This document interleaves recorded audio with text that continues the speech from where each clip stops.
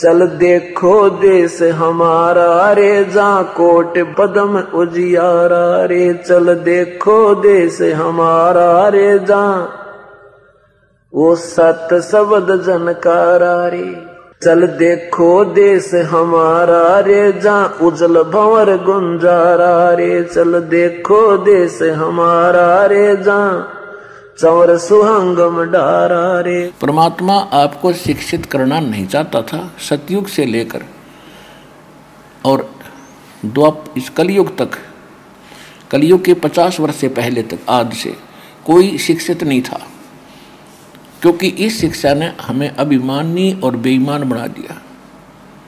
हम अपनी टेंशन समाप्त करने के लिए जो भगवान से राहत मिली नहीं, तो हमने, किसी ने तो शराब पीनी शुरू कर दी, किसी ने धनी बनने के लिए रिश्वत लेनी शुरू कर दी। ये दूना पाप इकट्ठा कर लिया। तो जिस कारण से परमात्मा ने आपको शिक्षित बनाना पड़ा, क्योंकि इसके अतिरिक्त कोई विकल्प नहीं था आप तक अपना संदेश भगवान पहुंचा सके। ऐसी विज्ञान मालिक ने दी है ना, ये मनुष्य यही था 43,20,000 वर्ष है 4 युगों में, और 3 युग डालिए,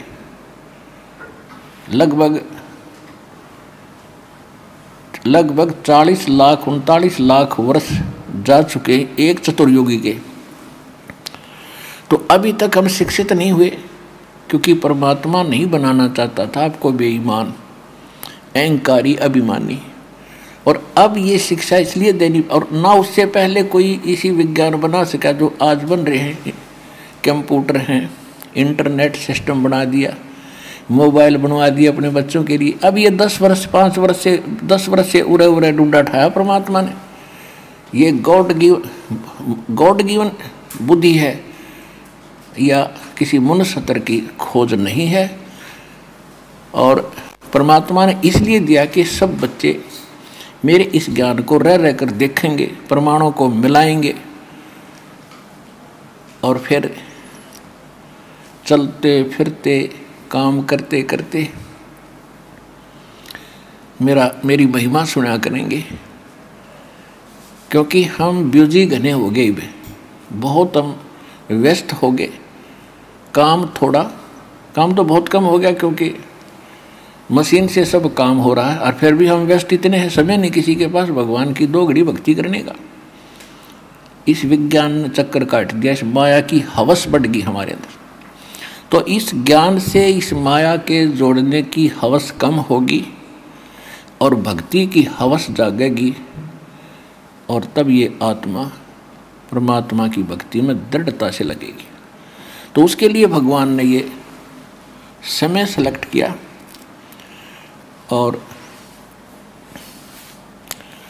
वो सच्चा ज्ञान, सच्ची भक्ति, यथार्थ भक्ति विधि आज इस दास को उपलब्ध कराई।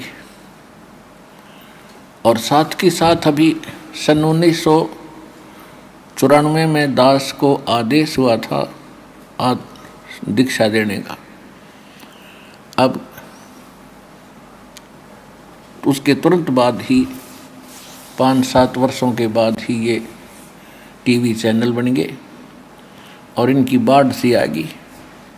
तो काल ने अपना दाव खेला कि इन सभी टीवी चैनलों पर अपने दूतों से नकली ज्ञान प्रचार करना शुरू करवा दिया। और फिर जब हमारा नंबर आया सन 2003 में, हमने कोशिश की थी, आस्था चैनल पर 3-4 महीने चला था। यदि उस समय ये ज्ञान 6 महीने और चल जाता, सारी उथल पुथल हो जाती, सारा विश्व जाग जाता।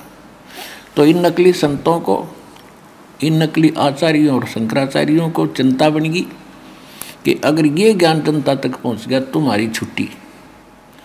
ये तो इससे सिद्ध है कि ये लोग भगवान नहीं चाहते, न कल्याण चाहते किसी का, केवल स्वार्थ चाहते थे। तो वो एकदम हमारा बंद करवा दिया। कोई बात नहीं। उसके बाद ऐसा कांड करवाया, क्रोथा कांड, झूठ बोल के झूठा बदनाम किया। रामपाल निंदा करता है, वहाँ ऐसा होता है, वैसा होता है। उनका उद्देश्य ये था कि इसको मिटा दे और तुम्हारी पोल ना पाट जाए और जनता का कल्याण ना हो जाए, उनका उद्देश्य यही है। लेकिन उस परमात्मा का वचन है कि ये ज्ञान पूरे विश्व में जाएगा, सारा संसार भक्ति करेगा। परमात्मा के बच्चे हैं, जो हमारा विरोध कर रहे हैं वो भी भगवान के ही बच्चे हैं, वो परमात्मा के बच्चे हैं। लेकिन इस काल उनका दुरुपयोग कर रहा है, उनके कर्म बिगाड़ रहा है। तो परमात्मा ने दया करी है। अब देखो, पहले से भी 1000 गुना बढ़ गया हमारी संगत भी, हमारा प्रचार भी। तो ये परमात्मा का चलाया मार्ग है, उसके एक वचन से सारे ब्रह्मांड बन गए और अपने स्थान पर घूम रहे। इनको रोक कर दिखाओ वैज्ञानिक। इसी प्रकार ये परमात्मा का वचन है, उसके वचन से ये ज्ञान पूरे विश्व में जाएगा। 2 दिन आगे पीछे सबको मानना पड़ेगा, क्योंकि बहुत दिन देख लिए परमात्मा ने अपने बच्चों को तड़फते भुगतते। 3 युग दे दिए काल को, और कितना संतोष किया मालिक ने। किसी का बालक दुखी हो, माता पिता को चैन नहीं होती। अब उनको मालूम था ये दुखी हैं।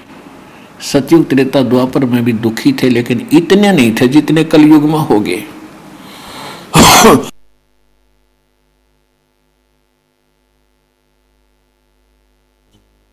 तो इस कलयुग में यहाँ तक आना था आपको लेकर के, और अब आपको वो ज्ञान देना है। अपनी शरण में पूरे विश्व को मालिक ने लेना है और आपका कल्याण होगा, पूरे विश्व का कल्याण होगा। ये परमात्मा का वचन है। अब प्रसंग है,